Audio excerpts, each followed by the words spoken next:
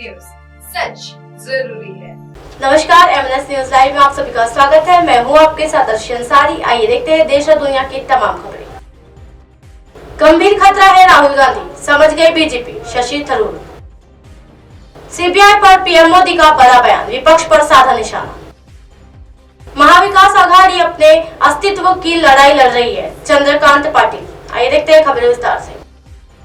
BJP समझ गई गंभीर खतरा है राहुल गांधी। कांग्रेस सांसद शशि थरूर बोले, अगर मैं नेतृत्व करता तो। जी हां, कांग्रेस नेता राहुल गांधी के सांसद जाने के बाद विपक्षी दलों के कई नेताओं ने उनके समर्थन में आवाज उठाई है। जी हां, कांग्रेस सांसद शशि थरूर ने रविवार यानी 2 अप्रैल को इसे चौंकाने वाली बात कहा।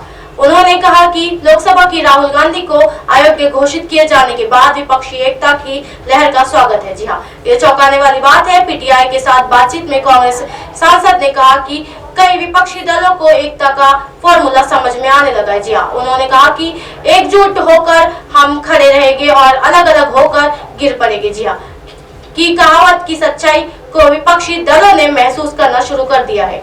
अगर मैं नेतृत्व करता तो। जी हां, तिरुवनंतपुरम से लोकसभा सांसद शशि थरूर ने कांग्रेस वास्तविक जनाधार की बात करते हुए कहा कि अगर मैं पार्टी नेतृत्व में होता तो छोटे दलों यानी क्षेत्रीय पार्टियों को 2024 के लोकसभा चुनाव के लिए विपक्षी गठबंधन का संयोजक बनाने के लिए प्रोत्साहित करता। जी हां, बता दें कि लोकसभा से अयोग्य घोषित होने के बाद भले ही कांग्रेस नेता राहुल गांधी के पक्ष में कई विपक्ष नेताओं के बयान आए हो, लेकिन ये समर्थन सिर्फ बयानों तक ही सीमित है। जी हां, लोकसभा चुनाव 2024 को लेकर किए जा रहे विपक्षी दलों के गठबंधन को लेकर स्थिति जिस की तस बनी हुई है। आसान शब्दों में कहे तो अभी भी गैर कांग्रेसी गठबंधन तैयार करने की कोशिशों में कई कमी नहीं आई है। जी हाँ, राहुल गांधी बने बीजेपी के लिए गंभीर खतरा। जी हाँ, शशि थरूर ने भारत जोड़ो यात्रा का जिक्र करते हुए कहा कि बीजेपी इससे घबरा गई है। उन्होंने कहा कि सालों तक बीजेपी ने राहुल गांधी को मजाक उड़ाने की कोशिश की, लेकिन अब उन्हें एहसास हुआ है कि वो उनके लिए एक गंभीर खतरा है। जी हाँ, बता दें कि कांग्रेस ने दावा किया था कि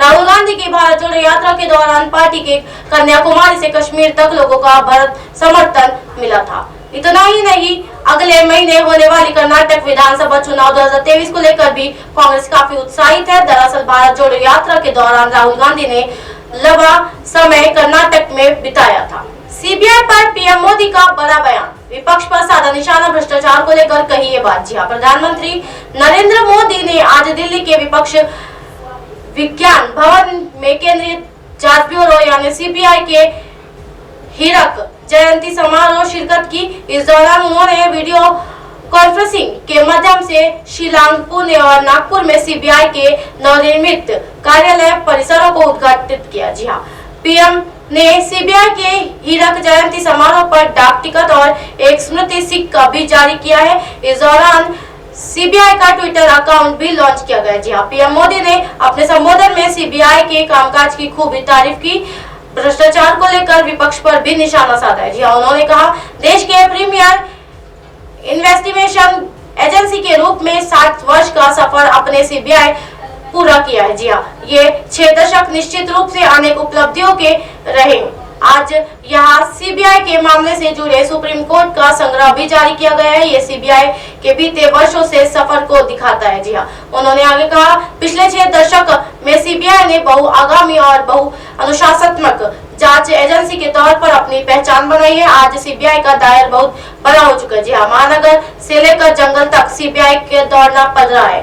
पीएम मोदी ने और क्या कहा। जी हाँ, प्रधानमंत्री ने अपने संबोधन में कहा कोटि कोटि भारतीयों ने आने वाले 25 सालों में भारत को विकसित बनाने का संकल्प लिया है और विकसित भारत का निर्माण प्रमोशनल और दक्ष इंस्टीट्यूट के बिना संभव नहीं है। जी हाँ, इसलिए सीबीआई पर बहुत बड़ी जिम्मेदारी है। उन्होंने आगे कहा सीबीआई ने अपने काम से, अपने कौशल से सामान्यजनक और एक विश्वास दिया है। आज भी जब किसी को लगता है कि कोई ऐसा असाध्य है तो आवाज उठती है कि मामला सीबीआई को देना चाहिए। जी हाँ, लोग आंदोलन करते हैं कि केस उनके लेकर सीबीआई को दे दो। यहाँ तक कि पंचायत स्तर पर भी कोई मामला आता है तो लोग कहते हैं कि इसे सीबीआई को दे देना चाहिए। जी हाँ, न्याय के इंसाफ के एक ब्रांड के रूप में सीबीआई हर जुबान पर है। जी हाँ, भ्रष्टाचार को लेकर विपक्ष पर साधा निशाना। जी हाँ, प्रधानमंत्री नरेंद्र मोदी जी ने बगैर नाम लिए विपक्षी दलों पर निशाना साधा है। उन्होंने कहा साल 2024 के बाद हमारा पहला दायित्व व्यवस्था में भरोसे को फिर कायम रखने का रहा। जी हाँ, इसलिए हमने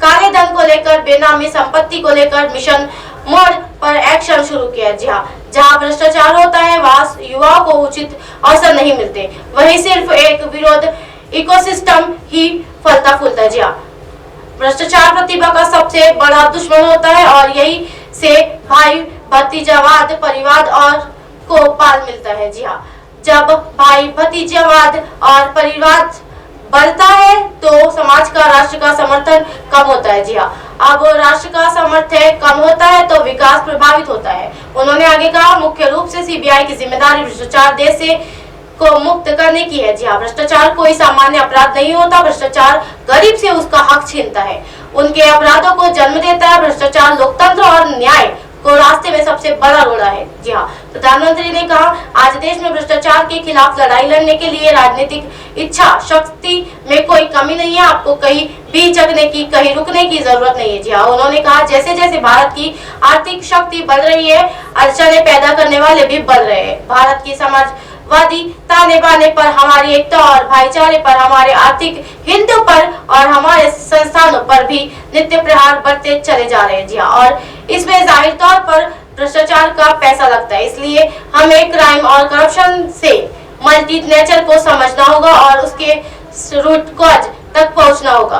केंद्र की नीतियों की तारीफ की। जी हाँ, प्रधानमंत्री ने कहा, आज हम इंटरनेट बैंकिंग की बात करते हैं, यूपीआई से रिकॉर्ड ट्रांजैक्शन की बात करते हैं, लेकिन हमने 2014 से पहले बैंकिंग वाला दौर भी देखा है। वह दौर था जब दिल्ली के प्रभावशाली राजनीतिक दलों से जुड़े लोग को फोन पर हजारों करोड़ रुपए के लोन मिलते थे और जिसपे हमारी अर्थव्यवस्था के आधार, हमारे बैंकिंग सिस्टम को बर्बाद कर दिया जाता था। जी हाँ, बीते वर्षों में हम बहुत मेहनत करके अपने बैंकिंग सेक्टर को मुश्किलों से बाहर निकाल कर लाए हैं। उन्होंने कहा, भ्रष्टाचारियों ने देश का खजाना लूटने का एक और तरीका बना रखा था जो दशकों से चला आ रहा था। जी हाँ, ये था सरकारी योजनाओं के लाभार्थियों से लूट। जी हाँ, आज जनधन आधार मोबाइल की नेतृत्व से हर लाभार्थी को उसका पूरा हक मिल रहा है।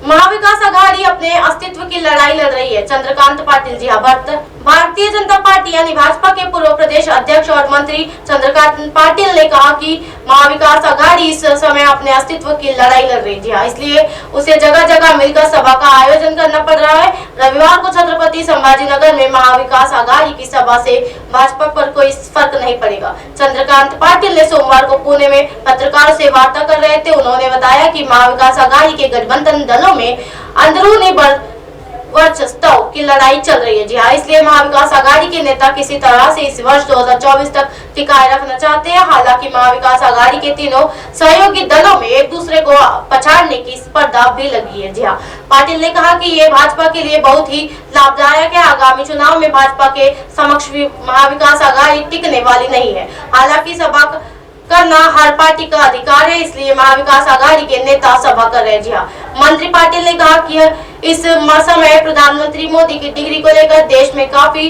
बयानबाजी दी जा रही है। उन्होंने कहा कि देश में कुछ राजनीतिक, सांस्कृतिक और सामाजिक संकेत है। सभी दलों के नेताओं को इस संकेतों का पालन करना चाहिए, लेकिन इन संकेतों का पालन नहीं किया जा रहा है। जी अगर विपक्ष को प्रधानमंत्री की डिग्री का मुद्दा ही चलाना है तो इससे हमारी सेहत पर कोई असर नहीं पड़ने वाला है। जी हाँ, इससे विपक्ष को ही नुकसान होने वाला है। इसका कारण देश की जनता किसी भी तरह प्रधानमंत्री के विरोध में कही गई बात मानने को तैयार ही नहीं है। अब आप हमारे चैनल को आपके मोबाइल पर भी देख सकते हैं। मोबाइल ऐप पर देखने के लिए प्ले स्टोर से MNS news TV app download करें। इंस्टा, लिंक, ट्विटर, हाईकुक, फेसबुक और कई सोशल मीडिया के प्लेटफॉर्म पर हमारा चैनल उपलब्ध है। आप इसे यूट्यूब पर भी देख सकते हो। आप हमारे चैनल को लाइव भी देख सकते हो www.mnsnews.com पर। फिलहाल वक्त हो चला दर्शकों ब्रेक का। ब्रेक से लौटने के बाद देखिएगा देश और दुनिया की तमाम खबरें। बने रहिए एमएनएस न्यूज पर। नमस्कार।